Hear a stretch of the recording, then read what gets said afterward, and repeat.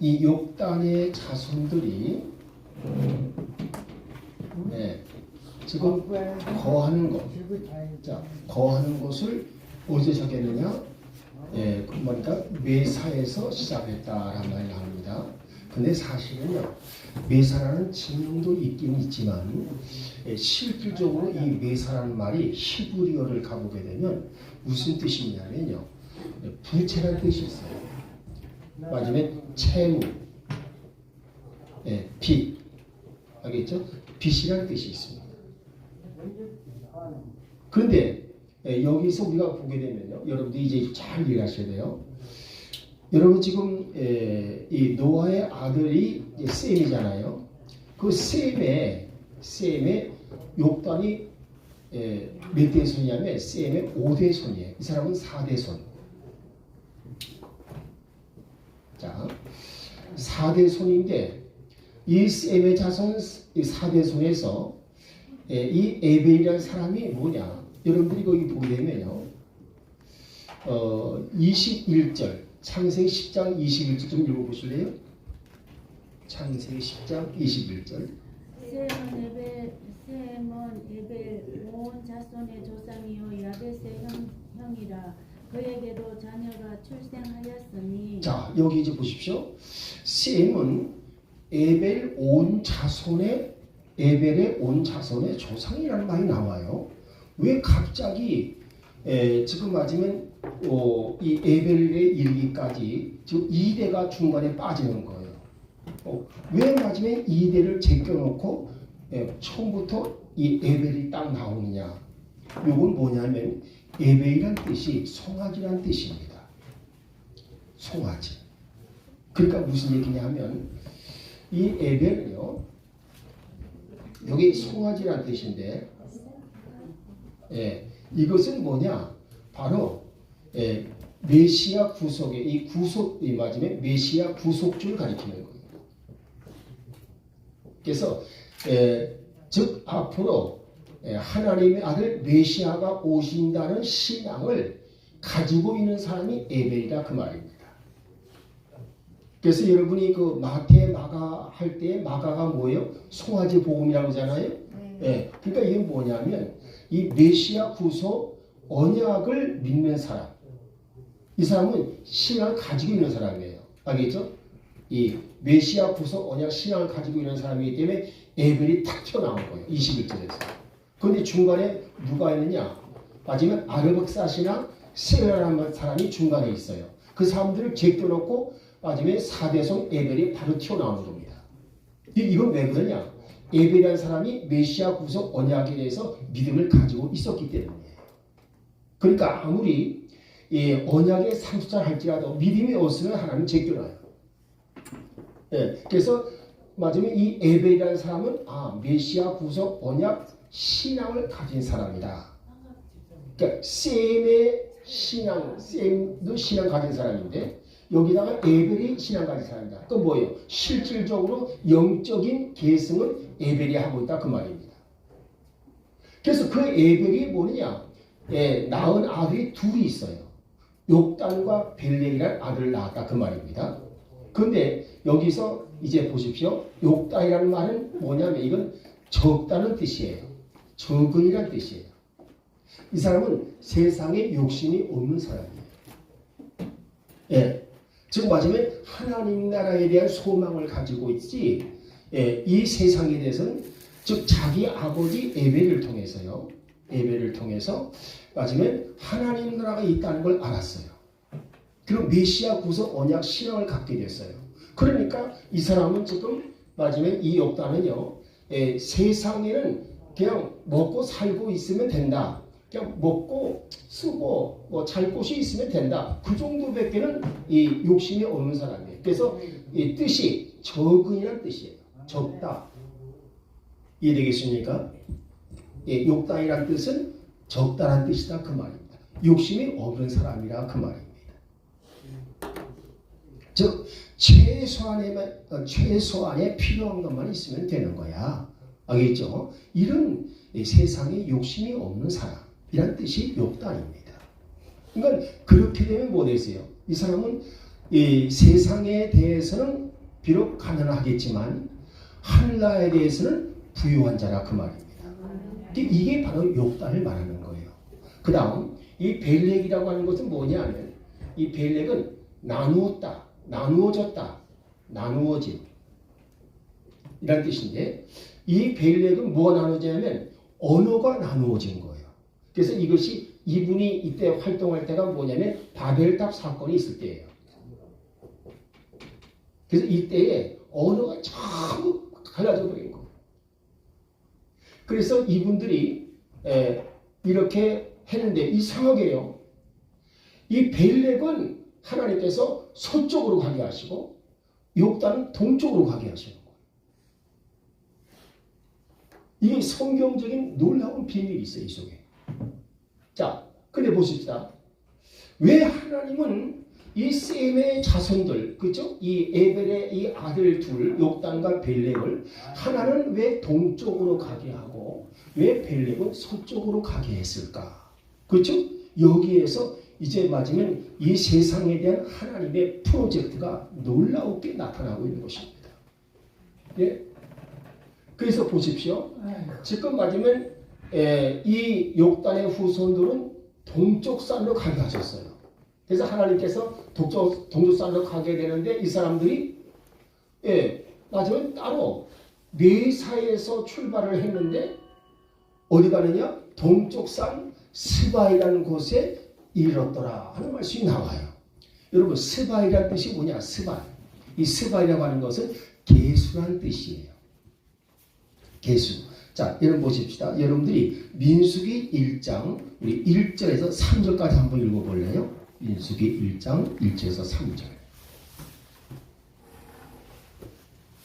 그들이 이집트 땅에서 나온 뒤 둘째 달 첫째 날에 주께서 시내 광야에서 회중의 성막에서 모세에게 말씀하여 이르시되 너희는 이스라엘 자손 온 회중의 총수를 그들의 가족들과 그들의 조상들의 집에 따라 그들의 이름수와 함께 모든 남자를 그들의 머릿수대로 계수하라. 예.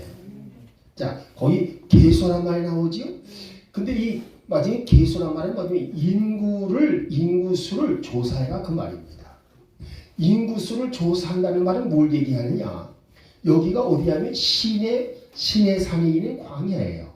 그 광야에 와가지고서 하나님께서 갑자기 모세에게 명령하시기를 인구수를 계수하라 했습니다. 자, 왜 인구수를 계수하라고 하느냐? 지금 여기서 출발하면 어디로 가느냐 하면 가나안 땅으로 들어가는 거거든요. 그래서 가나안 땅으로 들어가기 위해서는 계수가 준비되어야 된다. 여러분 여기서 깨달은 게 있어요. 아, 하나님은 가나안 땅은 이 하늘나라를 상징하는데 하늘나라에 들어가는 인구수가 하나님께서 정해진 숫자가 있다 그 말입니다. 그래서 그걸 계수했다 그 말이에요. 그러니까 요 사람들은 하늘나라 데려가야 되겠다. 아시겠죠? 그렇게 해서 이 욕단의 후손들이 어디에 왔느냐 하면 스발로 왔어요. 스발.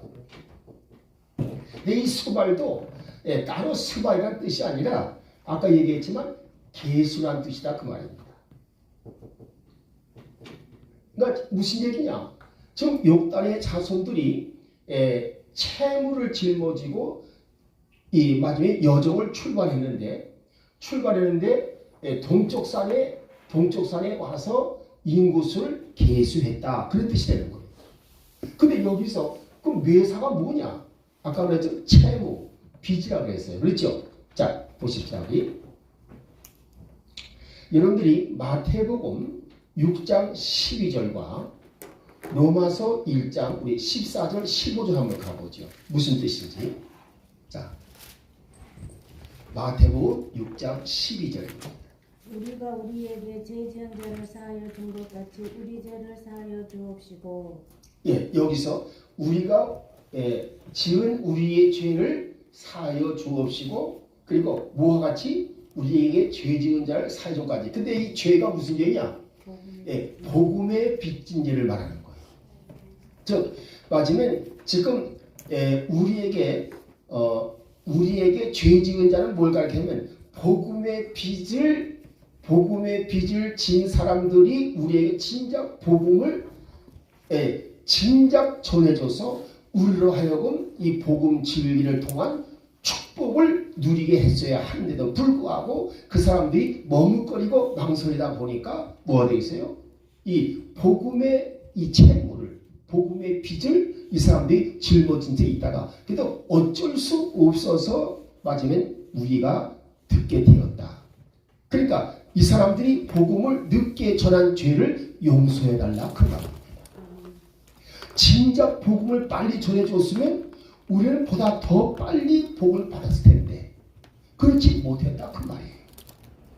그러니까 이 마지막에 마태복음 6장 12절은요. 이게 주기도문이면서 그 속에 예수님께서 뭘 보고 계시는 거예요?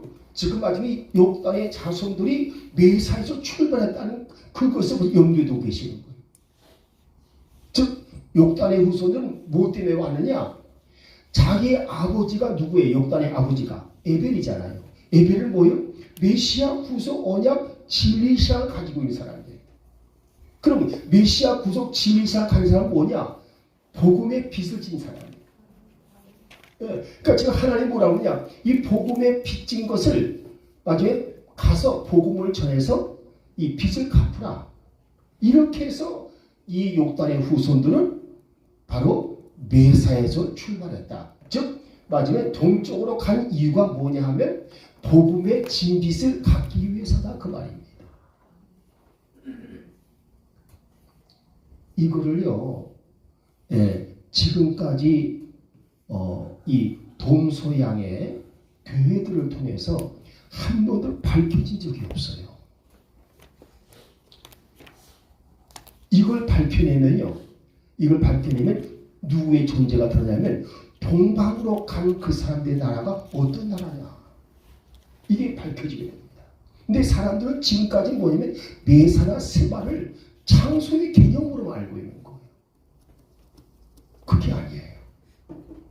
그래서 이 욕단의 후손들이 그 아버지의 욕단을 통해서 우리는 복음의 빚진 자다.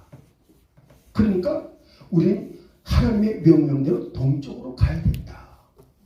그래서 동쪽으로 가는 일을 감행한 이유가 복음의 빚진 자이기 때문이다.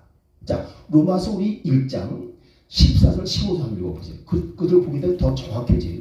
의미가. 로마서 1장 14절 15절. 나는 그리스도인이나 바바라인이나 지혜 있는 자나 지혜 없는 자에게 다 빚진 자니라.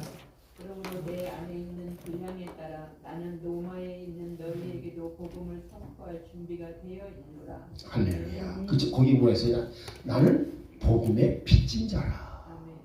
아멘. 사도 바울이 그래서 자기는요 유대인이나 야만이나 지혜 있는 사람이나 없는 사람 아주 똑똑한 사람이든 어리석은 사람 상관없이 나는 그들에게 다 복음의 빚진 자야. 그러니까 내가 이 복음을 전해야 돼. 그래서 내가 로마에 있는 너희에게도 이 복음의 빚을 갚기 위해서 복음을 전하는 거야. 할렐루야. 그런 뜻으로 말을 해주고 있는 것입니다. 그러니까 지금 이 사람들이 메사에서 동쪽으로 출발한 건 뭐예요? 동쪽에 가서 복음을 전하기 위해서라 그 말입니다. 이해되지요? 자, 그래서 이 사람들이 뭐예요? 맞으면 이제 가다 보니까 어딜 도착했느냐? 동쪽 산에 도착을 했는데 동쪽 산이 정확하게 어딘지는 몰라요. 그렇지만 이 동쪽 산이요 대체로 어디를 생각하냐면 옛날 여러분 우리 지금 이 한반도에서 계속 올라가잖아요. 올라가게 되면 몽고를 지나서 그 몽고 초원에 보게 되면 바이칼 호수라는 데가 있어요. 바이칼 호수에 이 욕단의 후손들이 살았다는 흔적이 남아 있습니다. 이해되겠습니까? 그러니까 이 바이칼 호수에 가게 되면 그 당시 사람들이 살았다는 흔적인데 그 흔적이 전부 우리 이 한반도에 살고 있는 한국 사람들과 같은 DNA를 가지고 있다 그 말이에요. 그 사람들의 뼈를 조사해 보니까 한국 사람과 그 바이칼 호수 근처에 있는 사람들의 삶이 마지막에 그 유전자가 같더라 그 말이에요. 그래서 그 바이칼 호수까지, 즉 그러면 그 바이칼 호수뿐만 그 밑에 쭉 내려가 가지고 이제 거기 뭐예요? 소위 말하는 이제 백두산, 뭐 장백산 이렇게 내려오잖아요, 그렇죠? 그러니까 이 산들이 어디에 동쪽 끝에 있는 산들이잖아요. 그래서 여기에서 이 동쪽 끝이라고 하는 것은 뭘 가리킬까? 아, 이거는 한반도와 그 북방의 모든 지역을 가리킨다. 이해되시겠어요? 그러니까 이 창세기 10장 30절 말씀을 이걸 정확하게 이해하셔야 돼. 그래서 여기다 놀라운 게 뭐냐면 동쪽산 스발까지 이르렀더라 그랬어요. 자, 여러분 보십시다. 스발까지 이르렀다는 말은 무슨 말씀이냐? 이제 동쪽산에 와가지고 욕단의 후손들이 전부 다 몇 지파예요? 지파가? 13지파예요. 예, 이 13지파가 와가지고 자, 맞아요? 우리가 지금 여기 온 사람 숫자가 한번 좀 세어봐라. 알겠죠? 그래서 계수를 했다 그 말이에요. 이 스바이란 말은 계수했다 그 말입니다. 그러니까 그 장수라는 의미보다 맞으면 그때 욕단의 자손들이 행한 행동을 가리킨다 그 말이죠. 그래서 그 왜 계수했느냐? 이제부터 말이야 여기서 우리는 마치 이 이스라엘 사람들이 모세 광야에서 지금 가나안 땅에 들어갈 준비를 위해서 계수한 것처럼 지금 이 동쪽에 이른 이 욕단의 후손들이 이제 하늘나라 갈 준비를 하기 위해서 하늘나라에 갈 수 있는 사람들이 얼마나 되느냐? 그걸 계수했다는 뜻과 일치한다 그 말입니다. 이해돼요 무슨 말인지? 예, 이렇게 해서 그 말씀을 하고 있는데 자 한편을 보십시다. 그러면 지금 하나님은 뭐예요? 지금 이 동쪽 산으로 가는 것이 하나님의 뜻이에요. 그런데 놀라운 사실은요. 여러분들이 보게 되면 그 창세기 11장 2절 말씀 이제 보세요.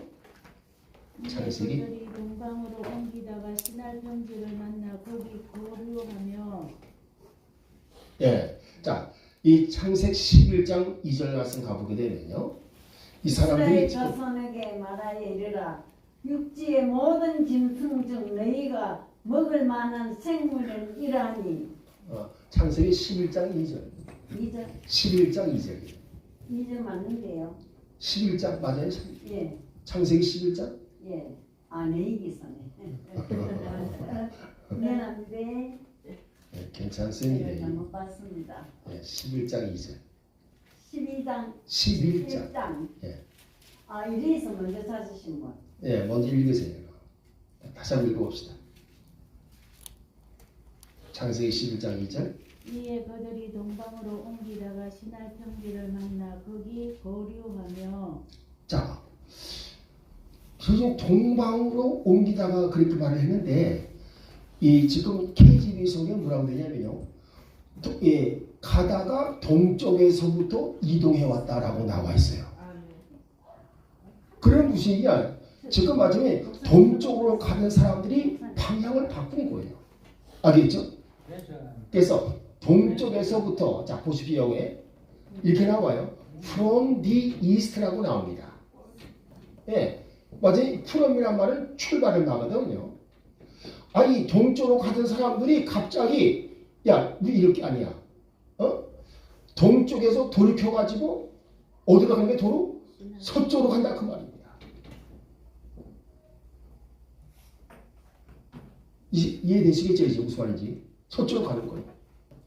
근데 이 서쪽으로 가는 사람들이 맞으면 어디에 도착했느냐? 시날 땅에 도착했다고 되어 있습니다. 여러분 시날 땅은요. 예, 맞아요. 서쪽에 있는 땅을 말하는 거예요. 시날 땅. 시날 땅에 도착을 해가지고 거기서 무슨 일이 벌어지느냐? 예, 야 우리가 성을 짓고 탑을 쌓자. 그래가지고 탑을 쌓습니다.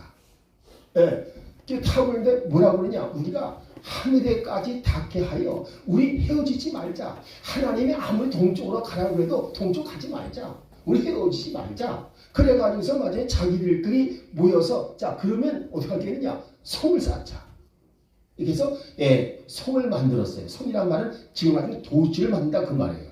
거기다가 뭐예요? 탑을 쌓는다. 망대를 짓는다 그 말이에요. 근데 망대가 어디까지 갈 것이냐? 하늘까지 닿게 하자.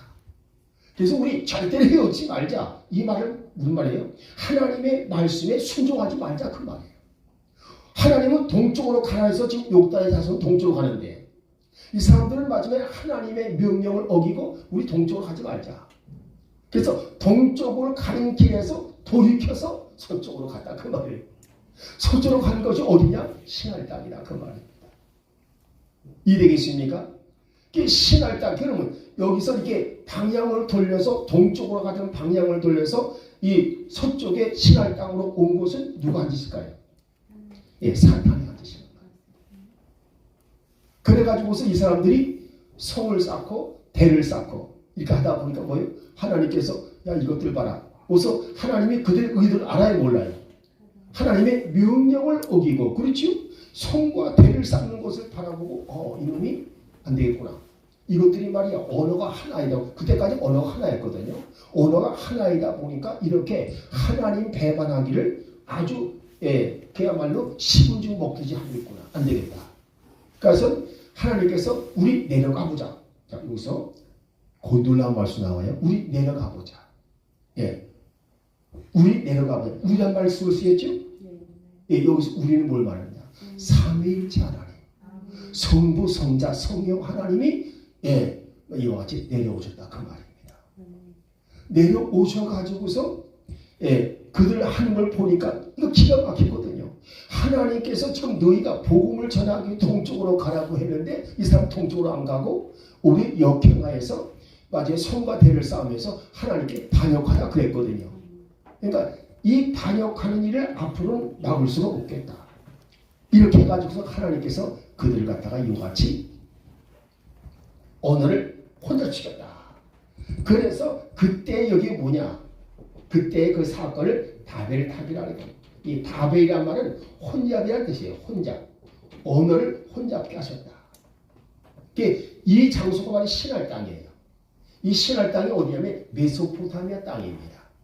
그리고 이 신할 땅이 어디에 가깝냐면요. 여러분 아시죠? 갈대아 우르 알지요? 예, 갈대아 우르에 가까운 지역이에요. 그리고 이 갈대아 우르 지역, 그러니까 갈대아 우르나 마지막 이 지역이 누구와 살던 지역이냐면 바로 마지막에 욕단과 벨렉이 살던 지역이에요. 이해되겠습니까? 욕단은 동쪽으로 갔고 이제 벨렉만 남았어요.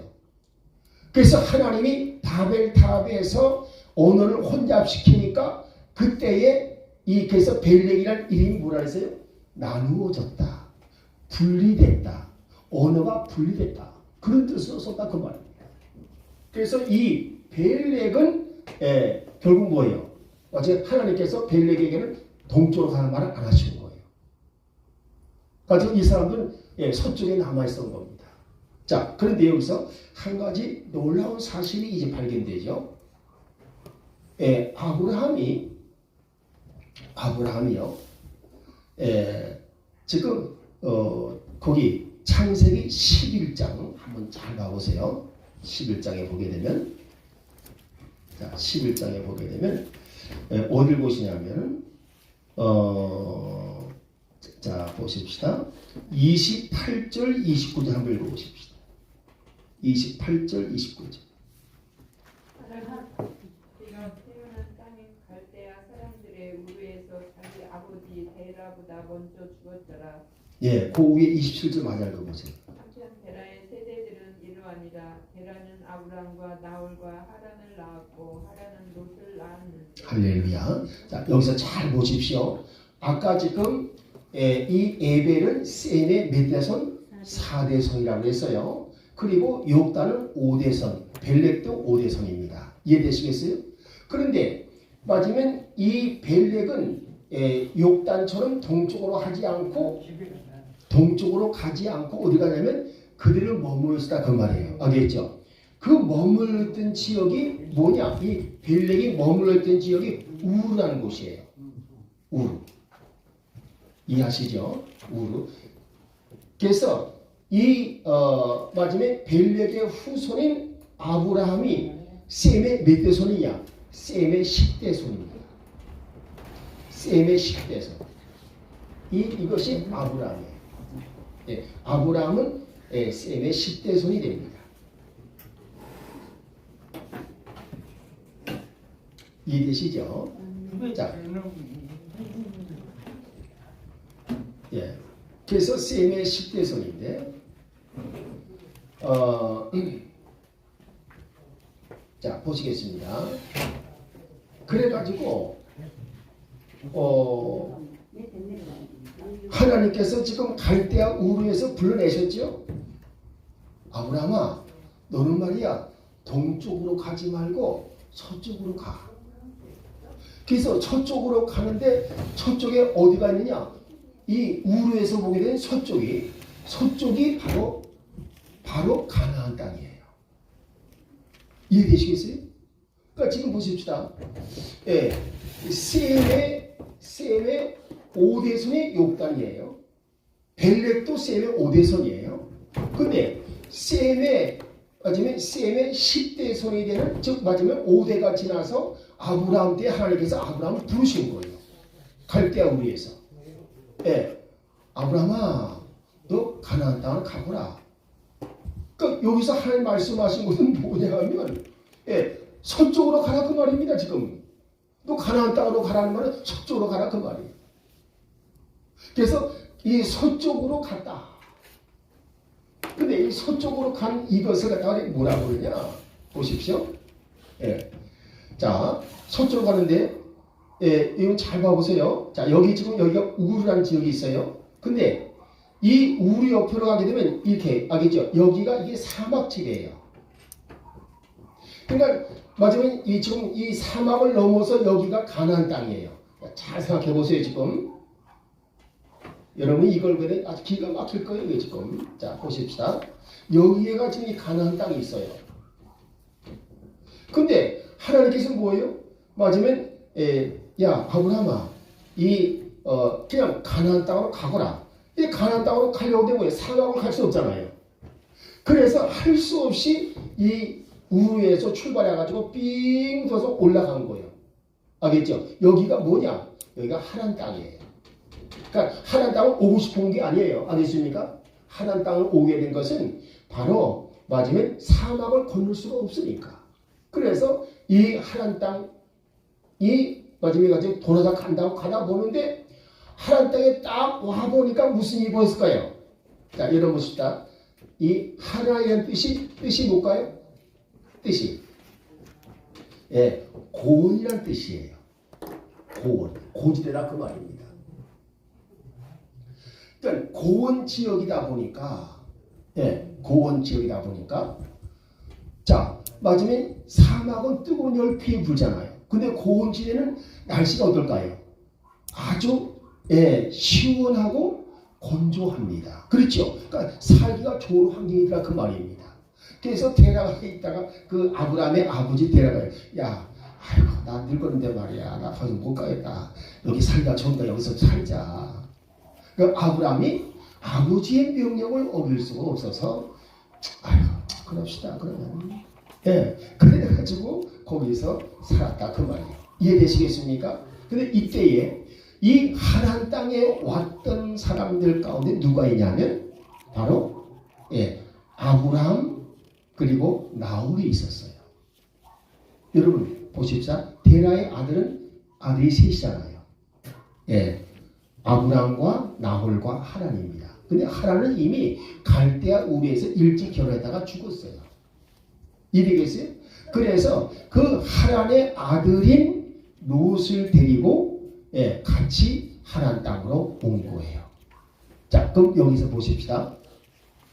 그러면 여기서 지금 하란 땅에 왔을 때 하란 땅에 살다 보니까 자 하나님의 명령을 받은 아브라함은 아니다. 아버지만 돌아가신다면 가나안 땅으로 가야 돼. 알겠죠? 하나님의 명령이니까. 근데 뭐요? 이 나홀은 그런 명령을 받은 것이 없으니까 나는 말이야 이 하나님 땅이 좋거든. 그러니까 저기 여러분 보십시오.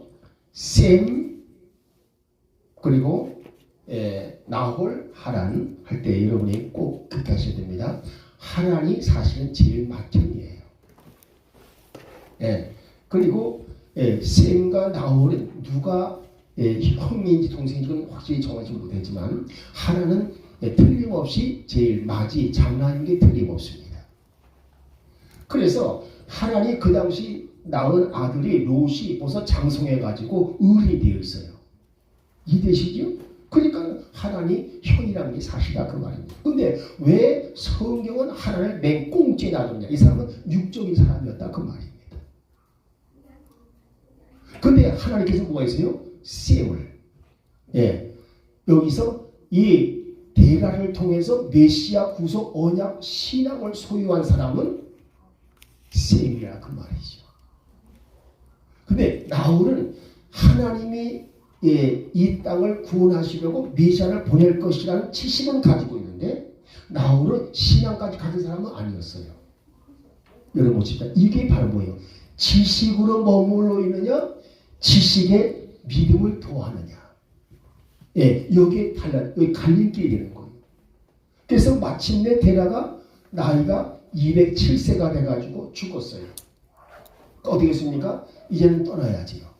그래서 아브라함이 가나안 땅으로 떠나갔다 그 말입니다.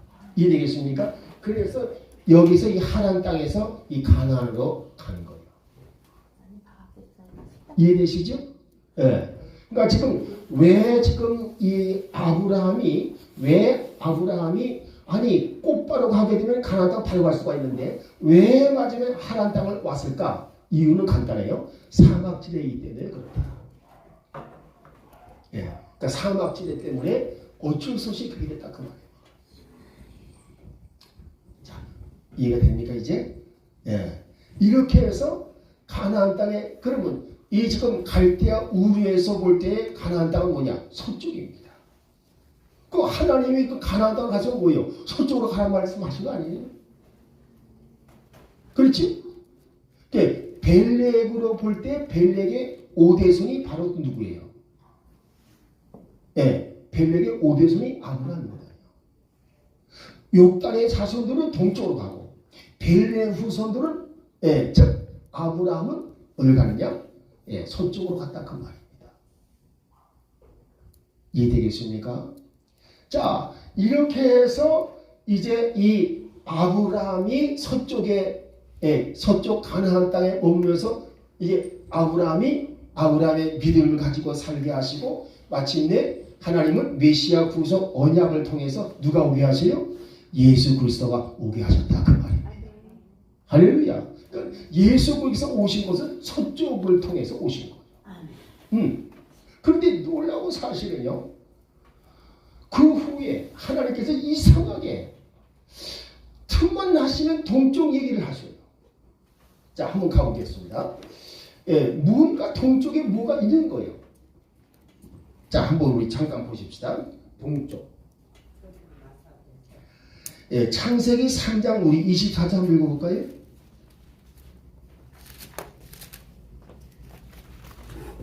창세기 3장 24절. 이같이 하나님이 그 사람을 쫓아내시고 에덴 동산 동쪽에 그룹들과 두루 도는 불칼을 두어 생명나무의 길을 지키게 하시니라. 할렐루야. 자, 동서남북 사방이 있는데 그 중에 하필이면 생명나무의 길이 뭐예요? 동쪽에 있다라고 말씀하시는 거예요.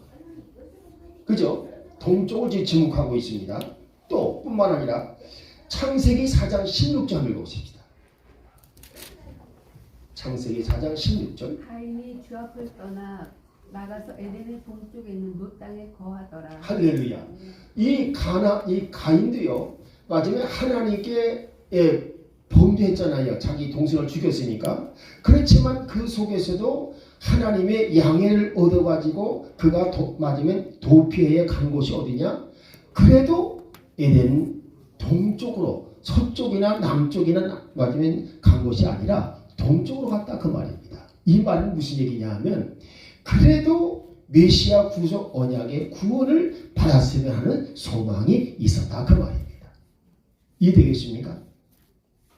그래서 그 노 땅이라고 하는 데가 뭐냐면 완전히 이 뭐예요? 한마디로 말해서 사람이 살 수 없는 불모지를 말하는 거예요. 이 불모지가 있어요. 그럼 왜 이 사람이 불모지가 가느냐? 이유는 간단합니다.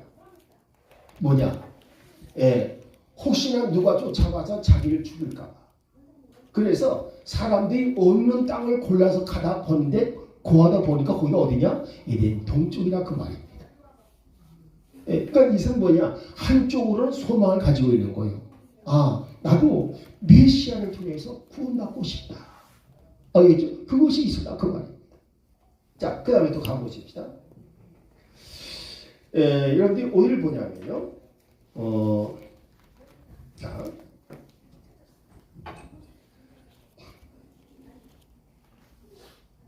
아까 이제 저거는 얘기를 했고요. 자, 보십시다. 민수기 2장 우리 3절 한번 읽어보십시다. 민수기 2장 3절. 해 뜨는 쪽으로 동쪽 편에는 유다 진영의 군대에 속한 자들이 그들의 군대대로 진을 칠지니라. 할렐루야. 자, 그래서 여기 유대 진영인데 이 유다 진영, 유다는 누굴 말하는 거예요? 메시아 구속 언약 상속자를 말합니다. 메시아 구속 언약 상속자의 진영을 어디에 둘 것이냐 하면 해 뜨는 동쪽에 있어야 된다 그랬어요. 그렇죠? 그러니까 이 메시아 구속 언약과 항상 뭐가 관련되냐면 동쪽이 관련되어 있어요. 성경은 이상하게 동쪽이라고 해요. 자, 그 다음에 또 가보십시다. 여러분들 어딜 보냐면요. 창세기 25장 우리 6절 한번 읽어보십시다. 자, 창세기 6장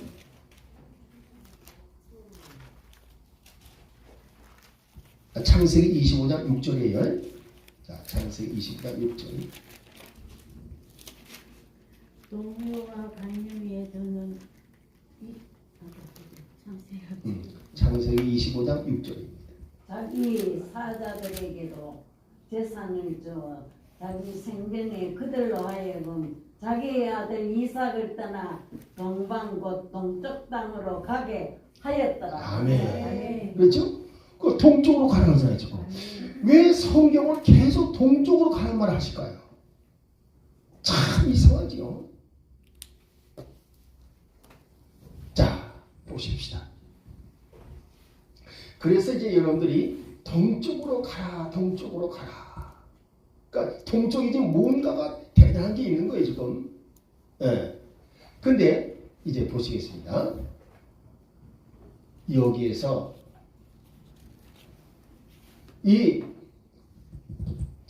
동쪽으로 간 욕단의 자손들이 있고요. 그 다음에 또 뭐요? 셈의 10대 손인 아브라함의 자손들, 아브라함의 서자들이죠. 어쨌든 서자도 자손들 아닙니까? 그렇죠? 이 사람들이 마지막에 욕단이 떠난 지 5대 만에 5대 만에 이 서자들을 또 동쪽으로 보냈어요. 성경은 지금 뭔가 지금 중요한 걸 가리키고 있는 거예요. 지금 동쪽으로 갔다, 동쪽으로 갔다. 자, 이렇게 가지고서 여기서 무엇이 벌어지느냐? 그럼 이 사람들 어떻게 되냐? 이 사람들이 간 연대가요. 대체로 언제냐면 약 BC 약 3000년입니다. BC 3000년. 3000년에서 2500년. 알겠죠? 요 정도의 시간, 마치 욕단의 자손들은 BC 3000년 정도에 이와 같이 동쪽으로 간 것이고, 이 아브라함의 자손들은 2500년에 갔다 그 말이에요. 차이가 5대 손이니까. 자, 그럼 가보십시다. 그러면 이때에 이 사람들이 뭘 가지고 갔느냐? 자, 보십시오. 메시아 구속 언약. 그렇죠? 이 언약 신앙을 가지고 왔어요. 이 메시아 구속 언약 신앙 가진 사람들은 무슨 일이 벌어지죠? 머리가 뛰어난 사람들이 되는 거예요. 지혜가 있는 사람들이 되는 거예요. 그걸 보여주는 게 창세기 6장 우리 2절, 3절, 4절까지 읽어봅시다. 창세기 6장 2절에서 4절. 아주 놀라운 말씀이 거기 적혀있죠? 당시의 땅에는 네피림이 있었고 그 후에도 하나님의 아들들이 사람의 딸들에게 들어와 자식을 낳았으니 그들은 용사라 고대의 명성이 있는 사람들이었더라. 할렐루야. 그래서 여호와께서 사람의 죄악이 세상에 가득한가 그의 마음으로 생각하는 모든 계획이 항상 악할 뿐임을 보시고 땅 위에 사람을 지었음을 한탄하사 마음에 근심하시고 이러시되 내가 창조한 사람을 내가 지면에서 썰어버리되 사람으로부터 가축과 기능과 거기가 4절이에요? 7절까지 4절까지 읽었는데, 자 2절과 4절에 누가 나오냐면요, 하나님의 아들이라는 말이 나와요. 그 하나님의 아들들이 누구냐, 이걸 정확히 알아야 돼요. 이 하나님의 아들들은 누굴 말하냐면 바로 창세기 5장에 나오는 메시아 구속 언약을 상속한 사람들을 말합니다. 이해되시겠어요? 그러니까 메시아 구속 언약 신앙을 가진 사람들은 다 하나님의 아들들이라고 그러는 거예요.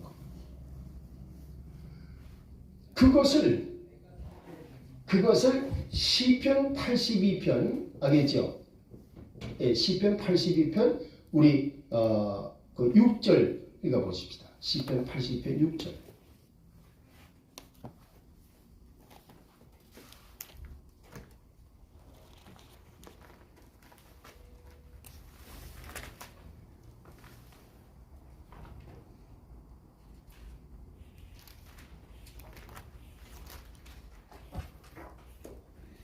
내가 말하기를 너희는 신들이라 너희는 다 지극히 높으신 이의 아들들이라 하였으나 예, 여기서 신들이라는 말은 하나님의 아들들을 가리키는 거예요.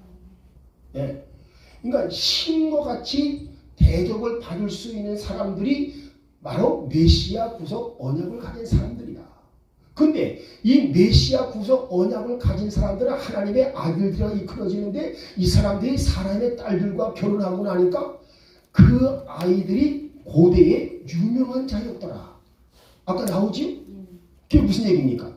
메시아 구속 언약을 하는 사람들은요, 지혜가 있어서 자손을 낳아도 자손들이 이 아이가 뛰어난 거예요. 그래가지고 그 사람들이 뭐냐면 고대의 유명한 용사여 지혜자다 그 말입니다. 자, 그렇게 한번 보십시다. 지금 이 욕단의 자손들과 아브라함의 이 자손들은 지금 어떤 사람들이에요? 메시아 구속의 신앙을 가진 사람들이에요.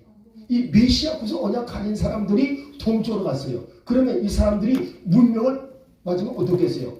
그 당시에 지금 이 아시아에 있는 인종들하고 이 사람들하고 어떤 차이가 나겠어요? 아시아에 있는 인종들은 사람의 자식들이라 할 수 있겠지만 이 사람들은 하나님의 아들들이잖아요. 하나님의 아들이니까 지혜와 기술이 뛰어나겠지요.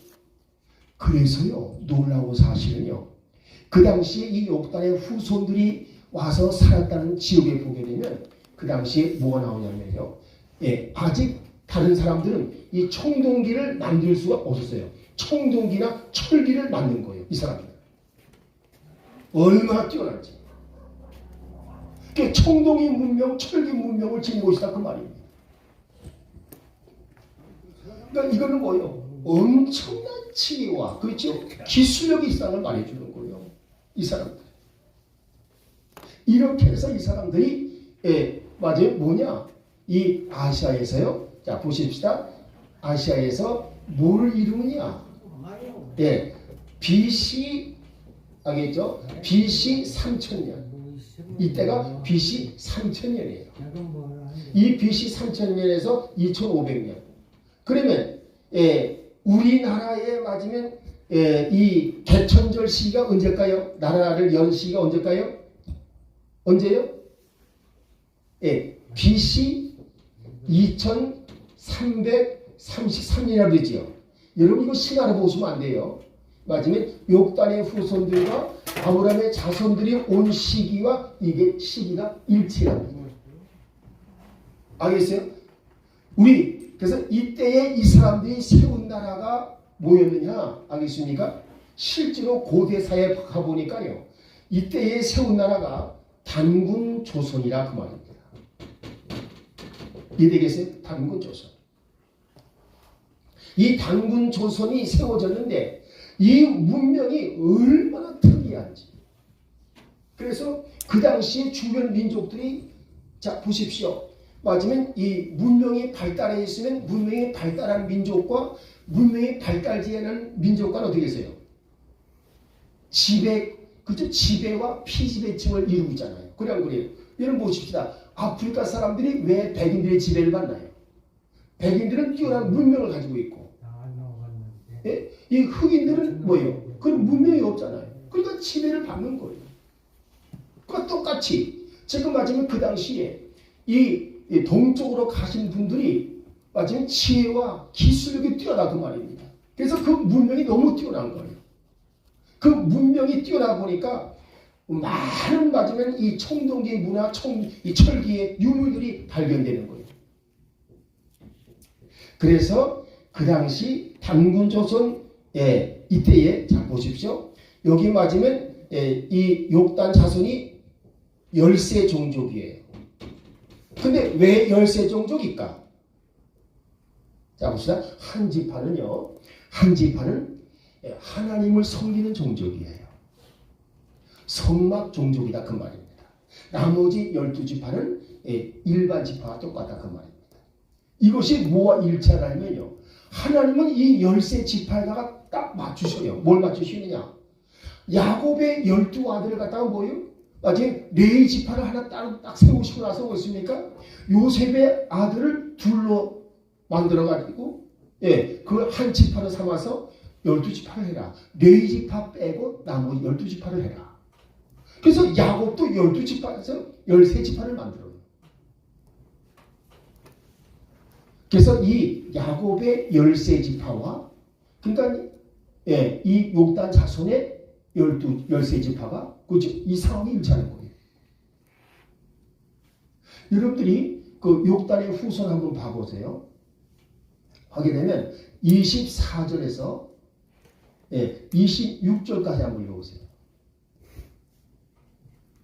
창세기 10장 24절에서 26절까지. 아르박사선 셀라를 낳고 셀라는 에벨을 낳았으며 에벨은 두 아들을 낳고 하나의 이름을 벨렉이라 하였으니 그때의 세상이 나뉘었으며 벨렉의 아우의 이름은 욕단이며 그 다음에 욕단은 알무닥과 셀렉과 하사마웻과 예라와 하도람과 우살과 디블라와 오발과 아비마엘과 서바와 오빌과 자 거기서 27절에서 29절까지 보게 되면 욕단의 후손의 이름이 나오죠. 왜 이름을 밝히고 있을까요? 누구처럼 밝혀주고 야곱의 12아들처럼 이름을 밝히고 있어요. 그래 안 그래요? 너무 놀라운 사실이죠. 근데 아들이 13명이야. 그 13명과 그 다음에 뭐예요? 야곱의 자손이 원래 12인데 13지파를 만드셔요. 하나님께서. 맞아요? 틀려요? 일치하지? 왜 그러냐? 한 지파는 하나님을 섬기는 성막을 봉사하고 섬기는 그런 종족을 세웠다 그 말입니다. 나머지 12지파는 뭐냐? 나머지 12지파는 일반적인 즉 하나님을 섬기지 않고 모든 일반적인 일에 종사하는 종족을 12종족으로 나눴다 그 말입니다. 그래서 여기에서 묘하게 일치를 하지. 자, 그래서 이 한국 고대사에 보게 되면요, 맞으면 이 중앙에 중앙에 하나님을 섬기고 통치하는 맞으면 한 종족이 있었고, 그 다음에 12개의 지방 자치국이 있었다라고 고대사는 말해주고 있어요. 12개의 자치국. 그거 뭐예요? 이 단군조선 뭐예요? 이건 대연방이야. 지금 러시아가 연방이라고 그러잖아요. 그 왜 그래요? 자치국이 있기 때문에 그래요. 마치 여러 개의 자치국이 모여가지고 러시아 연방을 이루잖아요. 그런 것처럼 한국도 이 단군조선이 대연방을 이뤘다 그 말입니다. 뭐였습니까? 12개의 종족이 각각 맞으면 자치국가를 가지고 있었기 때문에. 근데 그 중앙이 뭐냐? 바로 제일 큰 형님인 맞으면 하나님을 섬기고 성막을 섬기는 종족이겠죠. 중심이 되고. 나머지 12종족은 이제 마치 이와 같이 함께 협력하면서 큰 대연방을 이뤘다 그 말입니다. 근데 이들의 문명이 뛰어난 거예요. 그러니까 당연히 주변 종족들을 어떻게 하겠어요? 지배하겠어요? 안 하겠어요? 지배하지요. 그래서 그 문명이 발달한 단군 조선 대연방인데 하나님이 동쪽으로 가게 한 이 단군 조선 대연방이죠. 이 조선 대연방이 자, 잘 보세요. 지금 하나님께서 동쪽으로 가시면 뭐냐? 하실 일이 있다 그 말이에요. 이들이. 그래서 뭐냐? 맞으면 하나님은 지금 이 서쪽에는 이스라엘이 예수 그리스도께서 이 땅에 오셨지만 예수 그리스도의 복음을 끝까지 복음 신앙을 가질 것을 아셨을까요? 모르셨을까요? 하나님은 알고 계시고.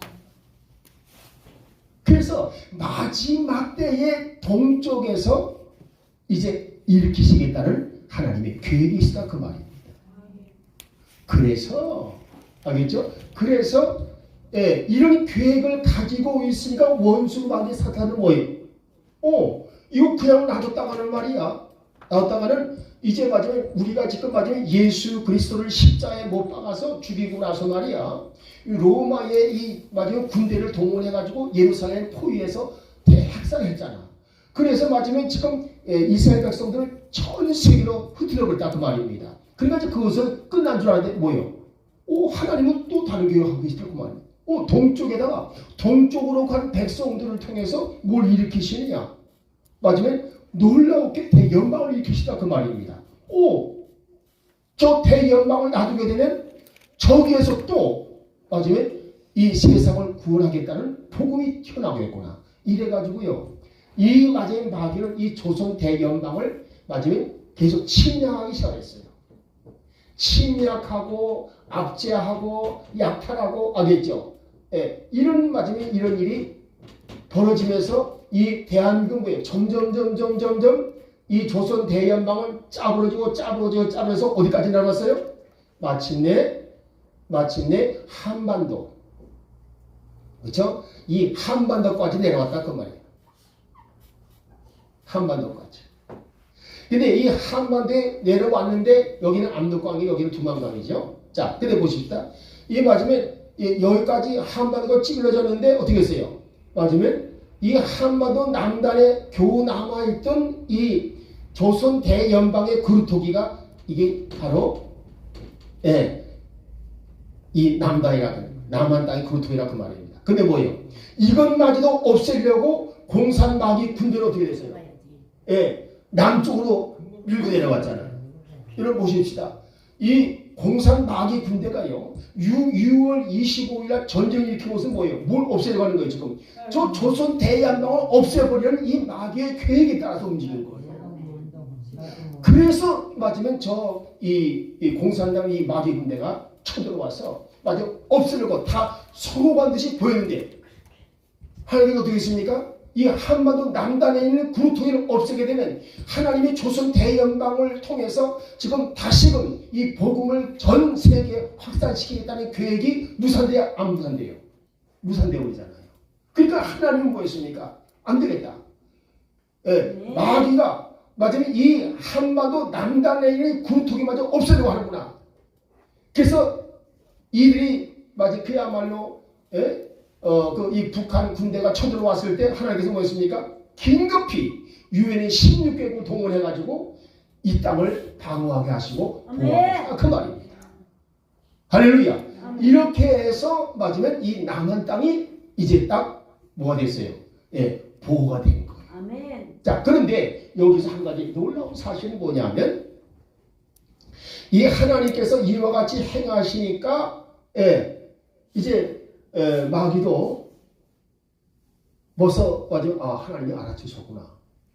그래서 맞으면 이 마귀가요. 지금 맞으면 더 이상 어떻게 할 수가 없죠. 하나님 막아버리셨으니까. 그런데 여기서 놀라운 사실은 지금 이 남단에 있는 그루터기에 해당되는 이 조그만 땅 나라가 그렇죠? 이게 지금 코리아인데 이 코리아가요 과학기술 강대국이 돼가지고 기술력이 너무 세니까 그래서 지금 여러분 보십시다. 유럽과 미국이 그동안 전 세계를 주름잡는 기술 강대국이었어요. 아멘. 그런데 하나님은 지금 마지막에 이 남한 땅의 대한민국을 기술 강대국으로 세우시는 거예요. 그래서 이제 땅은 좁지만 기술 강대국을 세우다 보니까 뭐였습니까? 세계의 첨단 산업을 누가 다 주관하느냐? 한국이 주관한다. 그 말이에요. 한국이 없으면 미국이 안 돌아가. 아멘. 한국이 없으면 유럽이 안 돌아가. 아멘. 이렇게까지 만드시다 그 말입니다. 아멘. 할렐루야. 아멘. 그럼 뭘 하기 위한 것이냐? 여러분 잘 들으십시오. 지금은요 기술이 국력이에요. 그래서 한국의 기술력은요 맞으면 너무너무 놀라워가지고 지금요 이 한국의 공장들은요 자동차 공장이고 반도체 공장이 다 누가 하느냐? 바로 로봇이 합니다. 여러분 알죠? 조선소 있죠? 조선소도 마찬가지로 누가 하느냐? 맞아요. 로봇들이 해요. 아멘. 세계에서 로봇이 가장 많이 사용되는 공장을 가지고 있는 나라들이 한국이에요. 아멘. 이렇게 기술력이 뛰어난 거예요. 아멘. 자, 이렇게 하다 보니까 지금 뭐예요? 이 유럽과 미국이 그전에는 당신들이 우리한테 배우는 학생이었지만 이제는 우리가 당신한테 배워야 되겠어. 알겠죠? 그래서 고개를 숙이기 시작했어요. 아멘. 이해되겠습니까? 그것이 뭘 이루는 것이냐? 바로 창세기 9장 27절입니다. 자, 읽어보십시다. 창세기 9장 27절. 하나님이 야벳을 창백케 하사 셈의 장막에 거하게 하시고 가나안은 그의 종이 되게 하시기를 원하노라 하였더라. 아멘. 할렐루야. 자, 보십시다. 이제 가나안이 왜 마지막에 종이 되어서 셈의 장막에 들어오는지 이제 나중에 아마 세 번째 시간에 보게 되면 나올 거예요. 그런데 보십시다. 이 야벳이 창대했으나 그 다음 뭐예요? 이제 이 지금 셈이 기술력이 뛰어나다 보니까 그 앞에 고개를 숙이고 들어오더라 그 말입니다. 그렇죠? 그래서 뭐였습니까? 이제는 앞으로 이 셈의 장막으로 하나님은 이 코리아를 세우시기 위해서 이제 계획을 하시고 그렇죠? 그래서 오늘 지금 셈의 장막까지 이르게 된 거예요. 이 시간이 가게 되면 이제 이번 오전 시간 강의 끝난 겁니다. 알겠죠? 그래서 이제 한국은 이 셈의 장막으로 세우시는 알겠죠? 바로 이 코리아 이제 대연방이 어떻게 이루어지는지 이거를 이제 우리가 오후 시간에 보면 놀라울 것입니다. 할렐루야. 예, 좋습니다. 자, 우리 김동현 목사님 잠깐 기도하시고 점심 시간 가겠습니다. 하나님 아버지의 은혜와 사랑을 감사합니다. 하나님 이렇게 나라가 마귀 세력, 공산주의 세력, 또 주사파, 좌파 세력 아버지 하는 나라를 힘들게 하고 그 가운데 또 교회까지 침투해 들어와서 교회를 없애려고 교회 폐쇄법을 발의하고 나라를 어둠을 몰고 하는 이때에 하나님께서 사랑하시는 귀하신 박유한 목사님을 통해서 성경 구속사로 본 대한민국과 한국교회의 미래라는 귀한 말씀을 강의를 하나님 듣게 하여 주시니 감사합니다.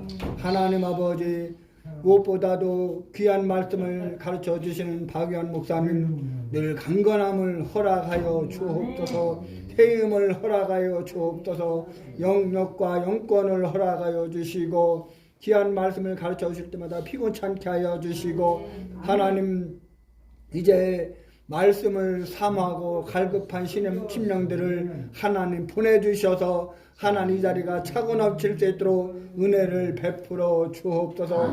아직도 비참한 발걸음들 하나님 재촉하여 주시사 모든 일을 다 뒤로 하고 이 자리에 참석할 수 있는 귀한 은혜와 복을 허락하여 주옵소서. 하나님께서 늘 축복해 주심을 감사하며 예수님의 이름으로 간절히 기도하옵나이다. 아멘. 할렐루야. 우리 함께 영광 돌립니다. 점심시간 갖겠습니다.